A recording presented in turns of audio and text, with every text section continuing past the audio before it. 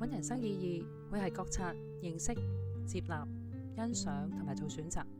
就好似 Sharon 咁樣，佢喺派對裏面呢，佢同佢嘅朋友、同佢嘅親人，重新再去互相去認識到生活上面好多嘅小確幸。我係 Sharon， 大家好，我係我自己。喺呢個世界上面，冇一個人完全好似我咁。我擁有我嘅一切，我擁有我嘅身體，我睇到、想像、聽到、感受、說話、行動。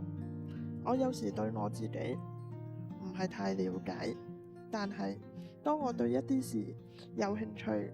我可以努力去完成。我欣賞我嘅勇氣同決心，喺呢度同大家分享。透過生前嘅告別派對，知道好多人愛自己，自己咧都可以去愛其他人，亦都認識到自己好多內在嘅能量，再次一個重生嘅旅程。如果你或者你嘅親友而家迷茫緊人生嘅意義，歡迎你留言禮儀師 Noelle，